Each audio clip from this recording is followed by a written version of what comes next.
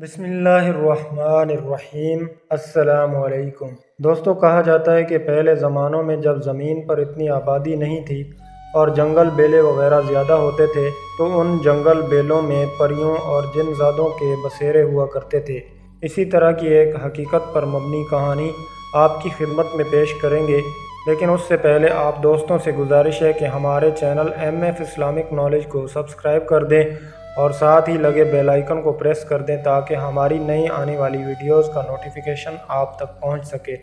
تو آئیے سنتے ہیں ایک پری اور آدم زاد کے عشق کی کہانی۔ یہ کہانی حسین وادی ہنزہ سے مجھ تک پہنچی ہے۔ ہنزہ کی حسین وادیوں میں پریوں کا بسیرا تھا، یہ بات سچ ہے اور اب تو کم سننے کو ملتا ہے، مگر کسی زمانے میں یہ وادی پریوں کی وادی کہلاتی تھی۔ احمد اور اس کے دوستوں نے جون کی چھٹیوں میں ہنزہ جانے کا پروگرام بنایا۔ وہ پڑھائی بھی مکمل کر چکے تھے۔ سب سے زیادہ شوق احمد کو ہنزہ دیکھنے کا تھا۔ سخت گرمیوں میں بھی ہنزہ ٹھنڈا رہتا تھا، اس لیے سب کا ایک ہی فیصلہ تھا کہ ہنزہ جانا ہے۔ سب نے تیاری مکمل کی اور ہنزہ پہنچ گئے۔ احمد کو فوٹوگرافی کا بہت شوق تھا۔ انہوں نے ہوٹل میں کمرے بک کر لیے۔ ہوٹل کے ارد گرد گھنے درخت اور ایک بہت ہی خوبصورت چشمہ پہاڑوں کے درمیان بہتا ہوا منفرد انداز پیش کر رہا تھا۔ صبح فجر کے وقت ایسا لگتا تھا جیسے پانی کے بہاؤ میں کوئی سریلی تان کے ساتھ رقص کر رہا ہو۔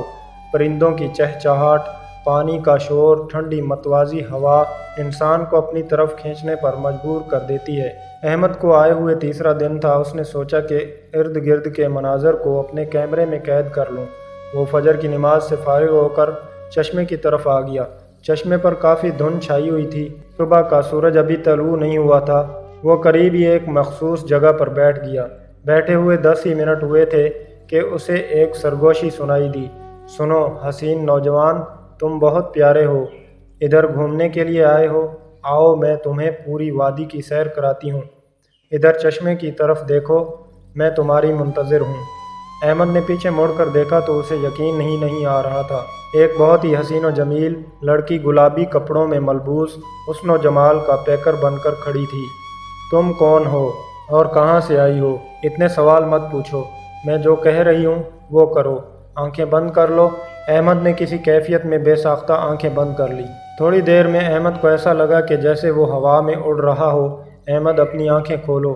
واہ سبحان اللہ! احمد کے منہ سے بے ساختہ جملے ادا ہوئے۔ یہ تو بہت ہی حسین جگہ ہے۔ یہ کون سی جگہ ہے؟ پر ہر طرف پہاڑوں سے بہتے ہوئے چشمے، انار، سیب، خوبانی اور اخروٹ کے جھومتے ہوئے درخت اپنی بہار پیش کر رہے تھے۔ دوسری طرف گلاب کے پودے، رنگ برنگی پھول اور چائے کے باغات اپنا دلکش منظر پیش کر رہے تھے۔ پھر وہ ہوا میں اڑنے لگا۔ اسے اب ڈر بھی نہیں لگ رہا تھا۔ صبح نمودار ہونے والی تھی۔ بس احمد، اب میں تمہیں اسی جگہ دوبارہ چھوڑ دیتی ہوں، لیکن پھر کل دوبارہ اسی جگہ ملاقات ہوگی۔ کیوں؟ ابھی تو بہت ٹائم ہے، احمد نے کہا۔ نہیں، دن میں مجھے خطرہ ہوتا ہے۔ پر وہ کیوں؟ پھر بتاؤں گی، ابھی ٹائم نہیں ہے۔ تم اپنی آنکھیں بند کر لو۔ تھوڑی دیر میں احمد وہاں موجود تھا جہاں وہ پہلے تھا۔ اب احمد کی سمجھ میں نہیں آ رہا تھا کہ وہ خواب دیکھ رہا تھا یا یہ حقیقت میں اس کے ساتھ ایسا ہوا تھا۔ اسے بھوک محسوس ہوئی تو وہ قریبی ہوٹل میں گیا۔ اس نے چائے پراٹھے کا آرڈر دیا۔ چائے پی کر اسے تھوڑی تھکاوٹ دور ہوتی ہوئی محسوس ہوئی، مگر اسے لگ رہا تھا جیسے اسے کوئی دیکھ رہا ہے۔ اس کے ارد گرد کوئی موجود ہے۔ مہکی مہکی بیلے کی کلیوں کی خوشبو سے اسے پاس محسوس ہونے لگی۔ اس نے سوچا یہ وہم ہے، لیکن پھر اس سے سرگوشی سی سنائی دی۔ مجھے تمہاری کمی محسوس ہو رہی ہے۔ میں تمہارے آس پاس ہوں میری جان۔ اتنے لوگ آتے ہیں مگر میں نے کبھی ان کی طرف نہیں دیکھا۔ پتہ نہیں تم نے کیا کیا، تم میرے دل میں اتر گئے ہو۔ میں تمہیں سپنوں میں دیکھا کرتی تھی۔ تم جیسا حسین لڑکا جو مردانہ وجاہت میں بھرپور ہو، وہ تم تھے۔ ہاں شاید وہ تم تھے۔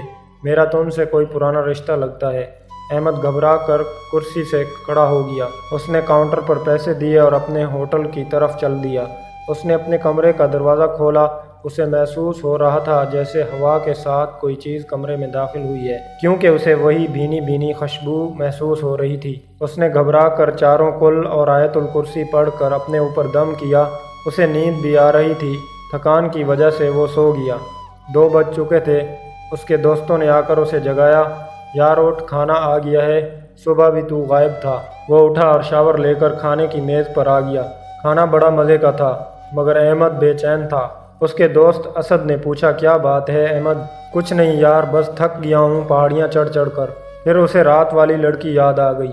آخر وہ کون تھی؟ کہیں وہ کوئی چڑیل، بدرو یا کوئی اسیبی چیز تو نہیں تھی؟ مگر اتنی خوبصورت اور مکمل لڑکی کیسے کوئی بدرو ہو سکتی ہے؟ اس کا حسن و جمال بے مثال تھا۔ اتنی حسین لڑکی اس نے کبھی نہیں دیکھی تھی۔ اسے نانا ابو کی بات یاد آ گئی کہ چڑیلیں ہر روپ اختیار کر لیتی ہیں۔ اس نے سوچا آج وہ چشمے کی طرف نہیں جائے گا۔ وہ سارا دن اپنے دوستوں کے ساتھ کرکٹ کھیلتا رہا۔ شام ڈھلنے لگی، پھر رات کے سائے نمودار ہونے لگے۔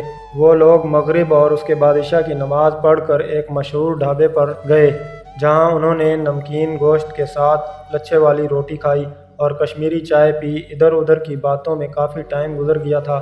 سب ہوٹل واپس آ گئے، اپنے اپنے کمروں میں آرام کے لیے چلے گئے۔ احمد بھی اپنے کمرے میں آ گیا، کچھ ٹائم ٹی وی پروگرام دیکھے اور پھر سو گیا۔ فجر سے پہلے اسے کوئی اپنے چہرے کے قریب جھکا ہوا محسوس ہوا۔ وہی لڑکی اس کے چہرے پر مسکراتے ہوئے دیکھ رہی تھی۔ تم؟ احمد یہ کہہ کر اچھل گیا۔ تم مجھ سے ڈر گئے نا؟ تم مجھے بدرو چڑیل سمجھتے ہو؟ نہیں، میں تمہاری طرح انسان ہوں اور مسلمان ہوں۔ میں تو کوئی گندی روح یا چڑیل نہیں ہوں۔ چلو نماز پڑھ لو، میں بھی پڑھتی ہوں، پھر چشمے کی طرف آ جاؤ، میں وہیں تمہارا انتظار کرتی ہوں۔ یہ کہہ کر وہ وہاں سے چلی گئی۔ احمد اٹھا، وضو کیا، نماز پڑھی۔ وہ وہاں جانا نہیں چاہتا تھا مگر اسے کوئی سرگوشی میں بلا رہا تھا۔ اسے لگا کوئی پکار رہا ہے۔ وہ چشمے کی طرف بڑھنے لگا اور اسی جگہ جا کر بیٹھ گیا۔ ابھی بیٹھے چند منٹ ہی ہوئے تھے، اسے محسوس ہوا کہ کوئی ہوا کے دوش پر اڑتا ہوا آیا ہے۔ اس نے آنکھیں پھاڑ کر جھرنے کی طرف دیکھا۔ وہ اپنے حسن و جمال کے ساتھ موجود تھی۔ احمد، السلام علیکم۔ وعلیکم السلام۔ تمہیں تو میرا نام بھی پتہ ہے۔ مجھے سب کچھ پتہ ہے۔ آؤ جلدی سے میرا ہاتھ تھام لو، کہیں اور چلتے ہیں۔ احمد اس کے سحر میں کھو چکا تھا۔ تم مجھ سے کیوں ڈرتے ہو احمد؟ تم بہت پیاری ہو، مگر تم کون ہو؟ کیا تم مجھے بتانا پسند کرو گی؟ ہاں ضرور بتاؤں گی، مگر تمہیں ایک وعدہ کرنا ہے۔ تم یہ بات اپنے دوستوں سے نہیں کہو گے۔ وعدہ کرتا ہوں میں نہیں کہوں گا۔ تم اپنی آنکھیں بند کرو۔ احمد نے آنکھیں بند کی۔ تھوڑی دیر بعد کہا گیا، آنکھیں کھولو۔ جب اس نے آنکھیں کھولی تو وہ حیران رہ گیا۔ وہ ایک طلسماتی دنیا میں موجود تھا۔ ہر طرف گلاب، موتیوں اور بھنوروں پھلوں سے بھرا باغیچہ، ساتھ پانی کا خوبصورت ہوسٹ جس کا پانی ایک الگ ہی منظر پیش کر رہا تھا۔ ایک چھوٹا سا تالاب تھا جس میں خوبصورت رنگ برنگے پرندے نہا رہے تھے۔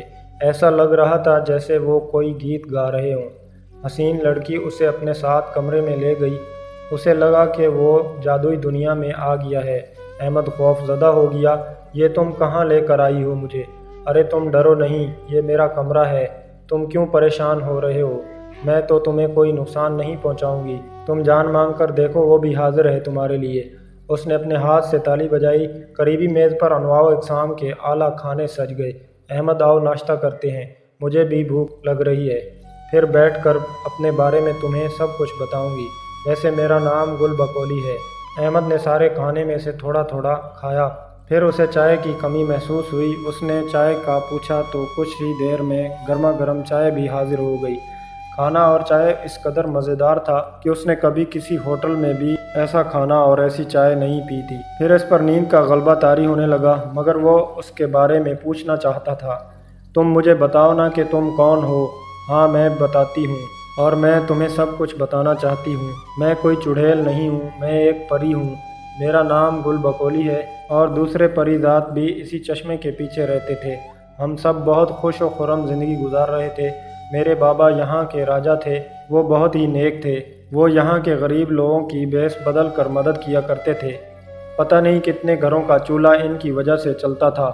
اچانک پتہ نہیں کہاں سے یہاں ایک طلسماتی عامل آ گیا جو بو سونگھ کر بتا دیتا تھا کہ یہاں جن یا پری ہے یا کوئی اور چیز ہے۔ اس کم بخت نے ہمارے جزیرے پر اپنا ٹھکانہ بنا لیا۔ میرے ابو نے اسے بہت پیار سے سمجھانے کی کوشش کی کہ ہم کسی کو نقصان نہیں پہنچاتے، تم یہاں سے چلے جاؤ، یہ ہمارا دیس ہے، ہمیں تنگ مت کرو۔ لیکن وہ جادو کے زور سے ہمیں اپنا غلام بنا کر لوگوں کو نقصان پہنچانا چاہتا تھا۔ میرے بابا کے پاس طاقت تھی، وہ قرآن پڑھتے تھے، قرآن ہی سے عمل کرتے تھے۔ میرے بابا نے اس سے ڈٹ کر مقابلہ کیا، مگر ذلیل انسان گندا عامل تھا۔ آخر میرے بابا کو شکست ہوئی اور بابا اور ماں کو اپنی جان سے ہاتھ دھونا پڑا۔ سارے قبیلے والے مر گئے، کچھ یہاں سے کوچ کر گئے۔ میری والدہ کی دوست زاردش تھی، ان کی کوئی اولاد نہیں تھی۔ وہ مجھے لے کر اس جزیرے سے دور کوہ سلیمان پر آ گئی۔ انہوں نے میری پرورش ایک ماں بن کر کی۔ دن بدن وہ بیمار رہنے لگی اور اب وہ اس دنیا سے کوچ کر گئی ہے۔ یہ جگہ جہاں تم بیٹھے ہو یہ کوہ سلیمان کی وادی ہے۔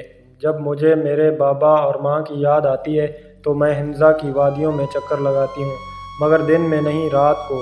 ہمیں رات کو کوئی نہیں دیکھ سکتا۔ وہ ظالم تو مر گیا ہے مگر اب بھی مجھے ڈر لگتا ہے۔ جس روز فجر کے بعد تم چشمے پر آئے تھے میں وہاں نہانے آئی تھی۔ مجھے یہاں نہانا اچھا لگتا تھا، میری ماں بھی مجھے یہاں نہلایا کرتی تھی۔ پھر مجھے وہاں تم نظر آئے اور ایک ہی نظر میں مجھے تم سے پیار ہو گیا۔ مجھے معاف کرنا، ایسا نہیں کرنا چاہیے تھا۔ کیا میں تمہیں اچھی لگتی ہوں؟ تم بھی مجھے اچھی لگتی ہو۔ میں تمہارے حسن کا اسیر ہو چکا ہوں، مگر میں مسافر ہوں، ایک ہفتے کے بعد کراچی چلا جاؤں گا۔ یہ لو احمد، یہ طلسماتی انگوٹھی ہے، یہ تم لے لو، یہ کسی کو مت دینا۔ تمہیں جب بھی میری یاد آئے اس انگوٹھی کی طرف دیکھ کر میرا نام لینا، مگر رات میں آ جاؤں گی۔ اگر میں چاہوں نہ تو تمہیں اپنا اسیر بنا کر رکھ سکتی ہوں، مگر میں تم سے سچی محبت کرتی ہوں۔ مجھے معلوم ہے تمہارے والدین بھی تم سے بہت پیار کرتے ہیں۔ تم اپنی 2 بہنوں کے بہت لاڈلے بھائی ہو۔ تمہیں تو سب کچھ میرے بارے میں معلوم ہے۔ ہاں، تمہاری زندگی اپنوں سے جڑی ہوئی ہے نا، اسی لیے میں نہیں چاہتی کہ میں تمہیں اپنی قید میں رکھوں۔ تھوڑی دیر بعد احمد نے کہا، مجھے میرے دوستوں کے پاس جانا ہے، وہ پریشان ہو جائیں گے۔ ہاں چلو، میں تمہیں چھوڑ دیتی ہوں، اپنی آنکھیں بند کرو۔ تھوڑی دیر میں احمد اسی چشمے پر تھا، پھر وہ جلدی ہوٹل کی طرف بڑھا۔ پھر وہ ہوٹل کے روم میں آ گیا، لیکن اس کا سر بہت بھاری ہو رہا تھا۔ اس نے شاور لیا، چائے منگوائی اور پھر سو گیا۔ شام کو اس کی آنکھ کھلی، وہ ابھی تک گل بکولی کے سحر میں کھویا ہوا تھا۔ اس پر عجیب سا سرور چھایا ہوا تھا، وہ عجیب سی بے چینی محسوس کر رہا تھا۔ پھر وہ اٹھا، منہ ہاتھ دھو کر چائے پینے چلا گیا۔ ہوٹل کے کاؤنٹر پر وہ کمرے کی چابی دینے گیا تو انہوں نے بتایا کہ اب آپ کے ابو کا فون آیا تھا۔ آپ کا موبائل بند ہے کیا؟ ارے ہاں، میں نے تو چارجنگ ہی نہیں کیا۔ بتانے کا شکریہ، میں ابھی موبائل چارج کرتا ہوں۔ وہ کمرے میں واپس آیا اور فون چارج پر لگا دیا۔ اس نے وقت دیکھا تو نماز کا ہو رہا تھا۔ نماز ادا کر کے اس نے اپنے ابو کو کال کی، تمہاری بڑی بہن کی منگنی ہے، تم جلدی سے واپس آ جاؤ۔ سب کچھ اچانک ہی طے ہوا ہے، لڑکا کینیڈا سے آیا ہے اور وہ اسی ہفتے واپس چلا جائے گا۔ ٹھیک ہے ابو، میں آ جاؤں گا۔ 1-2 دن میں احمد کے دل سے بھوک ہی اٹھ گئی۔ وہ رات ہونے کا انتظار کر رہا تھا تاکہ گل کو بتا سکے کہ جدائی کا وقت آ گیا ہے۔ وہ بھی گل سے محبت کرنے لگا تھا۔ پھر وہ وقت بھی آ گیا۔ احمد نے اسے بتایا کہ وہ 2 دن کے بعد جا رہا ہے۔ تو پھر کیا ہوا؟ میرا دل تو تمہارے پاس ہے اور انگوٹھی بھی۔ جب بھی تم مجھے یاد کرو گے، اس انگوٹھی کو دیکھ کر میرا نام پکارو گے تو میں تمہارے پاس آ جاؤں گی۔ تمہیں اپنی بہن کی منگنی میں ضرور شامل ہونا چاہیے۔ خدا اس کے نصیب اچھے کرے۔ میں تمہیں وہاں پر کسی نہ کسی روپ میں ضرور ملوں گی۔ سچ؟ ہاں سچ، بس تم مجھے بھول مت جانا۔ ایسا تو ممکن ہی نہیں۔ اچھا، آج شام تو میرے ساتھ گزارو۔ آج نہیں، کل، کیونکہ آج مجھے دوستوں کے ساتھ جانا ہے۔ وہ چاہتے ہیں میرے ساتھ مل کر اچھی تصویریں بنائیں۔ چلو ٹھیک ہے۔ وہ رات کو اپنے دوستوں کے ساتھ کیمرہ اٹھا کر وادی میں اتر گیا، جہاں ایک چھوٹا سا گاؤں تھا۔ ہر طرف دھواں اٹھ رہا تھا، چائے کی خوشبو، پراٹھوں کی خوشبو مہک رہی تھی۔ تصویریں وغیرہ بناتے ہوئے فجر ہونے لگی۔ گاؤں کی مسجد میں ان لوگوں نے نماز پڑھی۔ مسجد کے پیش امام کافی خوش اخلاق دکھائی دے رہے تھے۔ انہیں دیکھا تو پوچھا، بیٹا پردیسی ہو؟ جی ہاں انکل، ہم یہاں گھومنے پھرنے آئے ہیں۔ چلو آج تو میرے گھر چائے نوش فرماؤ۔ ارے نہیں انکل، بیٹا مہمان تو رحمت ہوتے ہیں۔ بے شک میں غریب ہوں، پر ایک کپ چائے تو پلا سکتا ہوں۔ پھر وہ سب دوست ان کے گھر چل دیے۔ کچا سا ایک چھوٹا سا مکان تھا، جہاں ایک بڑا سا برآمدہ تھا۔ امام صاحب اندر چلے گئے۔ کچھ دیر کے بعد ایک لڑکی نے آواز دی، بابا چائے لے جاؤ۔ ارے بٹیا لے آؤ، یہ سب مہمان ہیں، تمہارے بھائی ہیں۔ اتنے میں ایک لڑکی بڑا سا تھال لے کر نمودار ہوئی۔ احمد اچھل گیا، ارے یہ تو گل کی طرح ہے۔ چائے بھی بڑی مزیدار تھی۔ چائے کے ساتھ خورمہ تھا جو باقر خانی کی طرح ہوتے ہیں۔ یہ میری بیٹی خود بناتی ہے، مزے کے ہیں۔ سب نے بے ساختہ کہا۔ شکریہ، یہ کہہ کر وہ مسکراتے ہوئے اندر چلی گئی۔ چائے پی کر وہ ہوٹل آ گئے۔ سب اپنے اپنے کمروں میں جا کر سو گئے، مگر احمد کی نیند اڑ گئی۔ وہ سونے کی کوشش کر رہا تھا۔ اگلی رات اسے گل سے ملنے جانا تھا۔ جب وہ اس سے ملنے گیا تو اس نے پوچھا کہ تم اس بوڑھے امام صاحب کے گھر کیا کر رہی تھی؟ گل بہت زور سے ہنسی۔ میں تمہیں دیکھنا چاہتی تھی، اسی لیے اس کی بیٹی کے روپ میں تمہارے سامنے تھی۔ اس کی بیٹی سے بھی میری دوستی ہے، وہ پہاڑوں پر چائے کے باغات میں کام کرتی ہے۔ میں کسی بھی عورت کا روپ اختیار کر سکتی ہوں۔ مجھے انسانوں سے بات کرنا بہت اچھا لگتا ہے۔ میں اس وقت اس کی بیٹی کی روح میں سما گئی اور تمہارے سامنے موجود تھی۔ تم تو بڑی شرارتی ہو۔ دونوں کافی رات دیر تک باتیں کرتے رہے اور پھر اس نے گل سے آخر اجازت مانگی۔ تم وعدہ کرو گل، میں جب بھی تمہیں بلاؤں گا تم آ جاؤ گی نا؟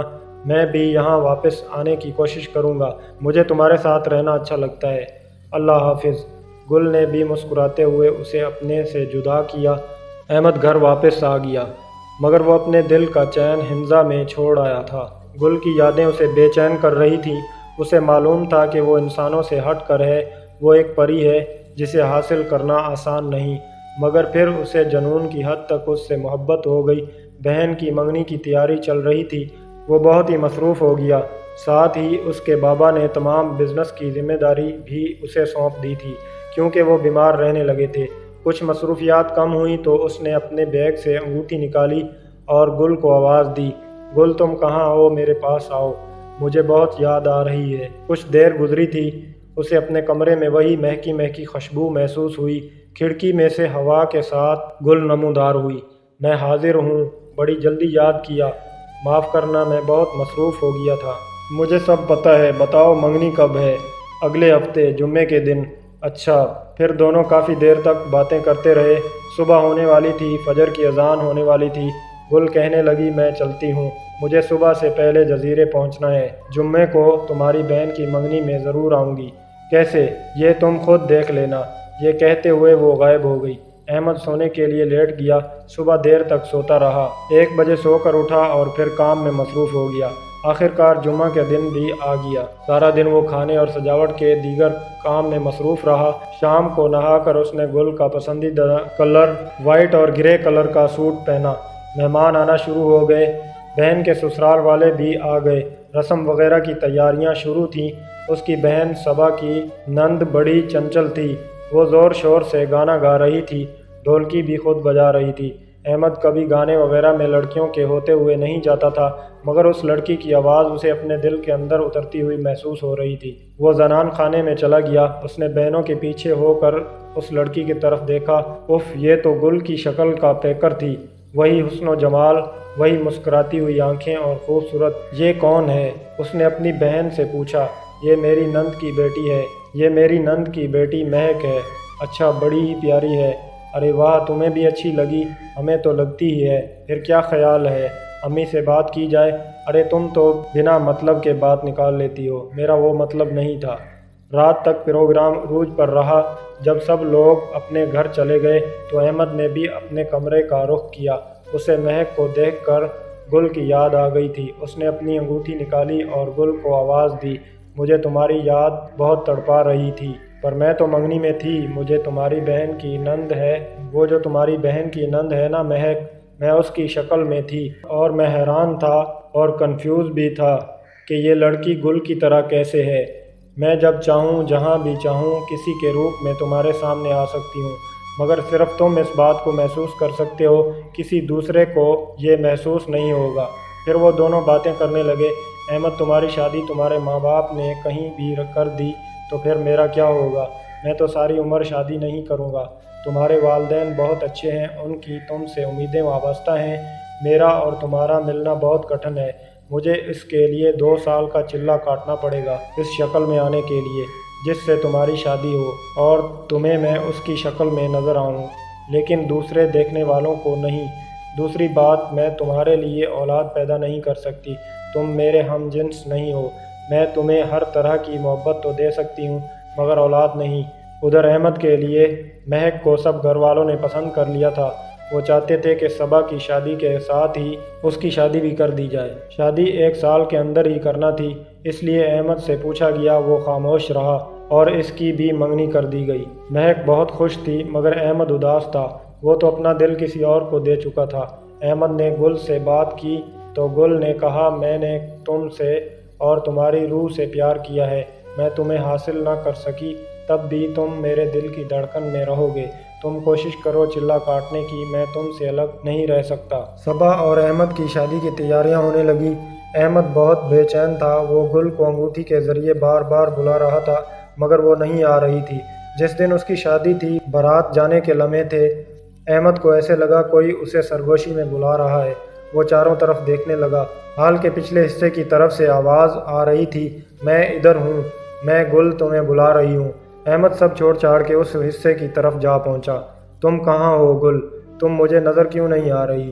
احمد نے دوسری طرف دیکھا تو اس کو گل نظر آئی۔ تم کہاں تھی اور میرے بلانے پر کیوں نہیں آ رہی تھی؟ گل نے اپنا چہرہ اوپر کیا تو احمد کو بری طرح سے جھٹکا لگا۔ تمہیں کیا ہوا ہے گل؟ گل کا خوبصورت چہرہ جھریوں سے بھر گیا تھا، اس کی نیلی نیلی آنکھوں کے نیچے بڑے بڑے گڑھے پڑے تھے۔ تمہیں کیا ہوا اور تم اتنا عرصہ کہاں تھی؟ میں تمہاری گنہگار ہوں، گل نے کہا۔ میں تمہیں حاصل کرنے کے لیے جو چلہ کاٹ رہی تھی وہ غلط ہو گیا، میری شکست ہوئی اور میں ناکام ہوئی، اس لیے میں آخری دفعہ تم سے ملنے آئی ہوں۔ مجھے معاف کرنا، تم وعدہ کرو کہ تم مہک سے شادی کرو گے اور شوہر ہونے کا حق ادا کرو گے۔ تمہاری پہلی اولاد بیٹی ہو تو تم اس کا نام گل بکولی رکھنا، مجھے ہمیشہ اپنے دل کے قریب پاؤ گے۔ تم مجھ سے وعدہ کرو، ورنہ میں سمجھوں گی تم نے مجھ سے محبت کی ہی نہیں تھی۔ ٹھیک ہے، میں وعدہ کرتا ہوں، جو کچھ تم نے کہا اسے پورا کروں گا۔ یہ کہہ کر وہ ایک دم سے غائب ہو گئی۔ احمد کی شادی ہو گئی۔ مہک بہت اچھی تھی، اس کا ہر وقت خیال رکھتی تھی، مگر پھر بھی احمد کبھی کبھی گل کی یادوں میں کھو جاتا تھا۔ رات کو چپکے چپکے اس انگوٹھی کو لیے اسے آواز دیتا، گل آ جاؤ، میں تمہیں بہت یاد کرتا ہوں، مگر وہ تو نہ جانے کہاں چلی گئی تھی۔ کبھی کبھی احمد کو لگتا تھا کہ شاید وہ کہیں مر کھپ گئی۔ اسی غم میں وہ بھی مریض ہونے لگا تھا۔ اس کے 2 بچے ہوئے، دونوں بیٹے تھے۔ وہ دعا کرتا تھا کہ اللہ تعالیٰ اسے 10 سال کے بعد ایک بیٹی دے دے تو وہ گل کا وعدہ پورا کرے۔ آخر اللہ تعالیٰ نے اس کی دعا سن لی اور اسے بیٹی عطا کر دی۔ اس نے اس کا نام گل بکولی رکھا۔ وہ بہت خوبصورت تھی، لیکن مہک گل بکولی کے نام پر چڑ جاتی تھی۔ مہک نے اس کا نام سیرت فاطمہ رکھا اور کہا کہ تم چاہو تو اپنی بیٹی کو گل بکولی کہہ سکتے ہو، لیکن اس کا نام سیرت ہے۔ ٹھیک ہے، تمہیں یہ نام پسند ہے تو بدل دو، لیکن میں تو اسے گل بکولی ہی کہوں گا، یہ بابا کی پری ہے۔ کینیڈا سے اس کا دوست ظفر آیا تو اس نے احمد سے کہا، یار پھر سے کہیں گھومنے پھرنے چلتے ہیں، 1 ہفتہ خوب انجوائے کریں گے، چلو پھر سے کاغان اور ہنزا چلتے ہیں۔ ہنزا کا نام سنتے ہی احمد کی آنکھوں میں آنسو آ گئے، وہ گل کی یاد میں کھو گیا۔ ظفر نے پوچھا، کیا بات ہے؟ میں محسوس کرتا ہوں تم پہلے جیسے نہیں رہے، تم تو بڑے چنچل بندے تھے، تم تو کافی دکھی اور بیمار نظر آنے لگے ہو، کیا تم مجھے اپنے دل کا حال بتاؤ گے؟ پھر احمد نے شروع سے آخر تک کی کہانی اپنے دوست ظفر کو سنائی تو وہ سناٹے میں آ گیا۔ کہنے لگا کہ ایسا پہلی دفعہ سنا ہے کہ ایک انسان سے پری اتنی گہری محبت کر سکتی ہے، وہ چاہتی تو تمہیں کوئی بھی نقصان پہنچا سکتی تھی، اس کے علاوہ وہ تمہیں اپنا غلام بنا کر ہمیشہ کے لیے اپنی طلسماتی دنیا میں لے کر جا سکتی تھی۔ اس کی قربانی اور محبت کو میرا سلام۔ احمد پھوٹ پھوٹ کر رونے لگا۔ ظفر نے اسے رونے دیا تاکہ اس کے دل کا بوجھ ہلکا ہو جائے۔ ظفر نے احمد سے کہا کہ تمہارے اور پری کے عشق کی یہ داستاں میں ضرور دنیا والوں سے بھی شیئر کروں گا، اور آپ دوست بھی ضرور شیئر کیجیے۔ ملتے ہیں اگلی ویڈیو میں، تب تک دیجیے اجازت، اللہ نگہبان۔